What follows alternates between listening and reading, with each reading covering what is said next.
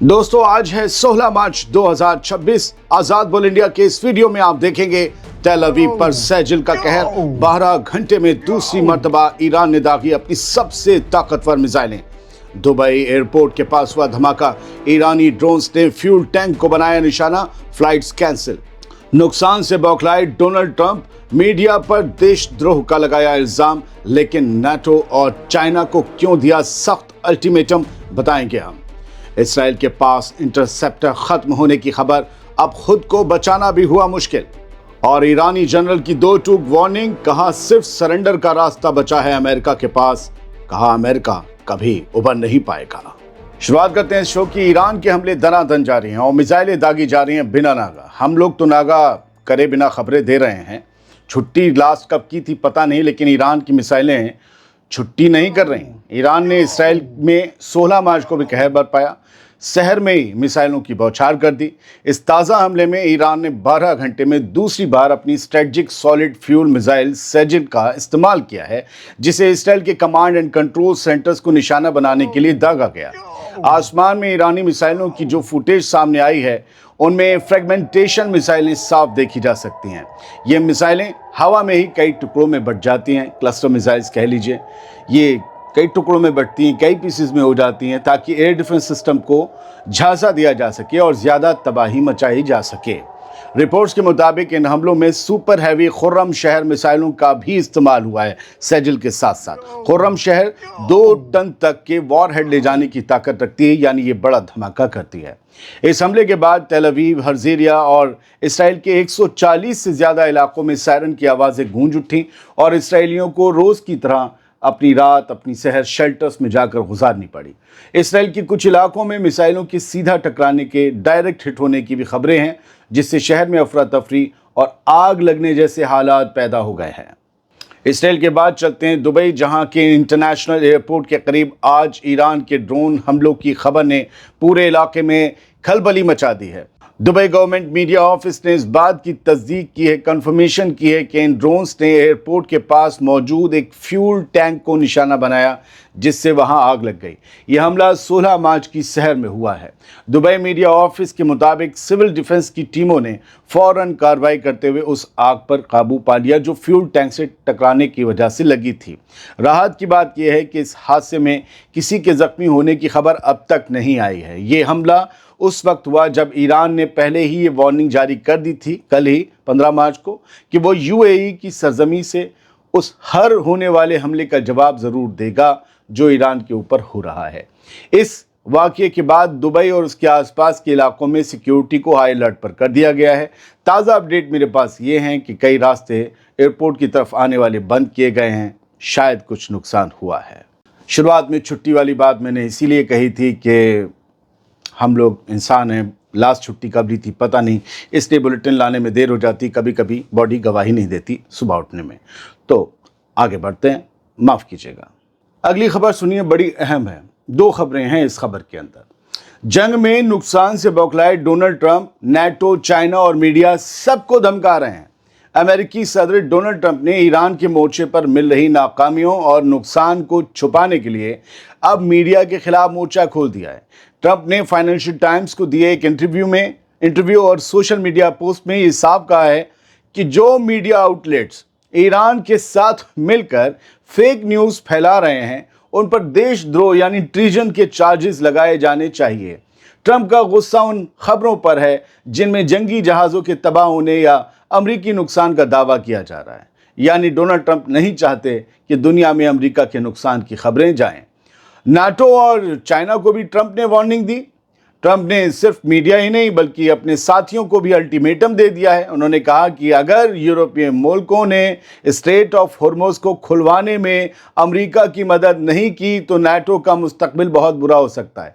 यानी Trump Europe से भीख मांग रहे हैं। ट्रंप ने मांग की कि यूरोप और चाइना अपनी माइन वीपर्स और कमांडो यूनिट्स वहां तैनात करें, क्योंकि वो अमेरिका के मुकाबले गल्फ के तेल पर ज़्यादा डिपेंड करते हैं। माइन वीपर्स मतलब जो समंदर में माइंस, बारूदी सुरंगें ईरान ने बिछा दी हैं, उन्हें खोज कर निकालने वाले। शी जिनपिंग से समिट टालने की धमकी भी दे रहे हैं डोनाल्ड ट्रंप। मार्च महीने के आखिर में चाइना के सदर शी जिनपिंग के साथ होने वाली ट्रंप की समिट पर अब काले बादल मंडरा रहे हैं। ट्रंप ने दो टूक कहा है, धमकी देते हुए कि अगर चाइना ने होर्मुज के रास्ते को साफ करने में अमेरिका की मदद नहीं की तो ये मीटिंग टल सकती है।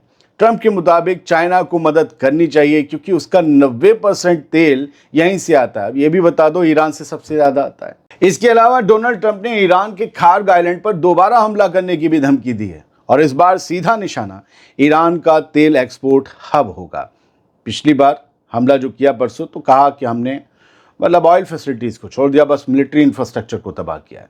दोस्तों, मेरा मानना है कि डोनाल्ड ट्रंप का मीडिया पर वतन से गद्दारी का, देशद्रोह का इल्ज़ाम लगाना और नाटो को डराना ये साबित करता है कि ईरान के साथ जारी जंग में अमेरिका अब अंदरूनी तौर पर बिखर रहा है। जहां डोनाल्ड ट्रंप इसे एक ग्रैंड विक्ट्री दिखाने की कोशिश कर रहे हैं, वहीं हकीकत यह है कि अब वो अपनी हवाई और नेवी की कमियों को पूरा करने के लिए चाइना और यूरोप के आगे हाथ फैला रहे हैं कि यार होर्मुज खुलवा दो। पूरी दुनिया हिल गई है, अरब हमें तंग कर रहे हैं कि हमारा बिजनेस तुम्हारे हमले ने टप करा दिया। खार्ग आइलैंड पर मजे के लिए जस्ट फॉर फन हमला करने की बात कहना सिर्फ एक गीदड़ भपकी है डोनाल्ड ट्रंप की, क्योंकि अगर ऐसा हुआ तो फिर दुनिया में तेल की कीमतें आसमान को छूने लगेंगी, जिसका सबसे ज्यादा नुकसान खुद अमेरिका को भुगतना पड़ेगा। ट्रंप का ये रवैया साफ करता है कि वो अब पैनिक मोड में है, डरे हुए हैं। ईरान से आई एक अहम खबर सुन लीजिए।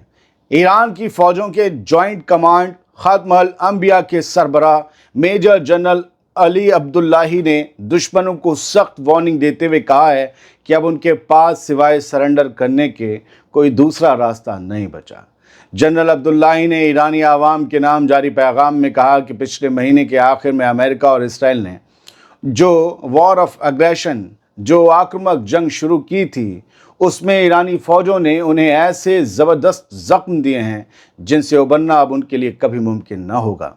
जनरल अब्दुल्लाही ने साफ कहा कि ईरान ने कभी भी जंग की पहल नहीं की, लेकिन अगर दुश्मन किसी भी लेवल पर हिमाकत करेगा तो उसका जवाब ईरान ही तय करेगा। उन्होंने रहबरे इनकलाब आयतुल्लाह सैयद मुज्तबा खामनेई की हिदायतों का जिक्र करते हुए कहा कि ईरानी फ़ौज अपनी तमाम जियोपॉलिटिकल ताकतों का इस्तेमाल करने के लिए तैयार है, जिसमें स्ट्रेटजिक तौर पर, रणनीतिक तौर पर अहम स्ट्रेट ऑफ होर्मुज से होने वाले गुजर को पूरी तरह मैनेज और कंट्रोल करना भी शामिल है। मेजर जनरल ने अमेरिका को आड़े हाथ लेते कहा कि मुजरिम अमेरिका को ये जान लेना चाहिए कि अब दुनिया भर के मुल्कों को लूटने का दौर ख़त्म हो चुका। उन्होंने इलाके के दूसरे मुल्कों को भी खबरदार किया कि अमेरिका अब उन्हें कोई सिक्योरिटी देने के लायक नहीं रहा और दुनिया के जिस भी हिस्से में अमेरिकी फ़ौज मौजूद रही है, वहाँ सिर्फ इंस्टेबिलिटी यानी अस्थिरता और इनसिक्योरनेस ही पैदा हुई है। कोई अमेरिका के रहते सिक्योर नहीं हो सकता, महफूज नहीं हो सकता।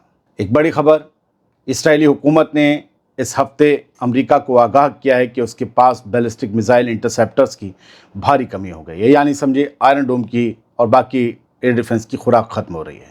ईरान की तरफ से लगातार होने वाले जवाबी हमलों ने इसराइल के एयर डिफेंस सिस्टम पर इतना दबाव डाल दिया है कि अब उसके पास मिसाइलों को हवा में ही तबाह करने वाले हथियारों का स्टॉक ख़त्म होने की कगार पर है।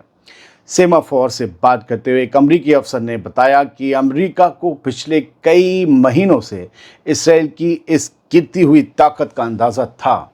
उसने कहा कि ये चीज़ ऐसी थी जिसकी हम पहले ही उम्मीद कर रहे थे। हालांकि अमेरिका हमेशा से इसराइल को मिलिट्री इमदाद और मिसाइल डिफेंस सिस्टम मुहैया कराता रहा है, लेकिन इस बार ये साफ नहीं है कि अमेरिका अपने इंटरसेप्टर्स इसराइल को बेचेगा या नहीं, क्योंकि अरब मुल्कों में भी तो चाहिए। अमेरिकी अफसर ने साफ किया कि अमेरिका के पास अपने अड्डों, अपने लोगों और अपने मफाद की हिफाजत के लिए पूरी ताकत मौजूद है। इस बयान से दोस्तों ये अंदाज़ा तो लगाया जा रहा है कि अमेरिका शायद अब अपनी हिफाजत को दांव पर लगाकर इसराइल की मदद करने के हक़ में नहीं है। ये खबर ऐसे वक्त में आई है जब तेल अवीव पर ईरान की मिसाइलों की बारिश लगातार हो रही है और ज़ायनी हुकूमत अब गहरे क्राइसिस में नज़र आ रही है। खबरें इतनी। दोस्तों, रात हमने बेंजामिन नेतन्याहू के ज़िंदा होने का वीडियो दिखाया था, जो उसने खुद ही पोस्ट किया है सोशल मीडिया पर। करीबन 50 से 60 मिलियन लोग उसे देख चुके हैं। उसके ज़िंदा या मुर्दा होने को लेकर इतनी जिज्ञासा, इतनी क्यूरोसिटी लोगों के अंदर थी कि इतने कम वक्त में इतना ये वीडियो चल गया। اب لوگ کہہ رہے ہیں یہ بھی اے آئی ہے. مجھے نہیں پتا ہے کہ اے آئی کا ایکسپرٹ کیسے بنا جاتا ہے اور راتوں رات کیسے پتہ چلا جاتا ہے، مطلب چل جاتا ہے کہ یہ نقلی ہے اصلی ہے. بڑا ادھم مچ گیا ہوتا ہے اسرائیل کے اندر، بہت ہی پولیٹیکل اٹھا بیٹھک اور اٹھا پٹک ہو گئی ہوتی اگر نتن یاہو مر گیا ہوتا، نیا پرائم منسٹر سامنے آ چکا ہوتا. بنا ہیڈ کے جنگ نہیں لڑی جاتی. یہ بہت چھوٹی سی بات ہے، اسے سمجھ لیجئے. بہت سے لوگ آپ کو وہی خبریں دکھا رہے ہیں جو آپ دیکھنا چاہتے ہیں. آپ بتائیے، اب ایران نے 5 جہاز ڈبو دیے، پنڈوبیاں تباہ کر دیں، 36 فائٹر جیٹس مار کے گرا دیے. ابھی آپ جا کر وہ ویڈیو دیکھنے لگو گے. جھوٹے اور مکار لوگوں نے آپ کی نفس کو پکڑ لیا ہے. لیکن آپ کو اللہ تعالیٰ نے عقل جسم کے سب سے اوپر حصے میں دی ہے. یہاں سے چھوڑ دیجئے، دیکھنا سننا، اس کا استعمال کیجئے. بہت سے لوگوں نے تب بھی نہیں مانا تھا کہ محمد دائف مار گئے. ارے چھوڑو یار، 6 بار وہ بچ چکا ہے. بہت سے لوگوں نے مانا نہیں کہ ابو عبیدہ مار دیا. ارے چھوڑو یار، نہیں مانا. حسن نصر اللہ، ارے چھوڑو یار. حقیقت آپ سب کے سامنے ہے. حقیقت میں جینا سیکھیے، جذبات سے نہیں، دماغ سے نیوز اور کرنٹ افیئرز کو پہچانیے، دیکھیے. اس کے بعد بھی کئی لوگوں کے سمجھ میں نہیں آئے گی، ان کا بھی استقبال ہے. کچھ نہیں کیا جا سکتا سوائے اس کے کہ انہیں وقت دیا جائے کہ وہ سچائی کو دیکھیں، پہچانیں اور سمجھیں. سلامت رہیے، خوش رہیے.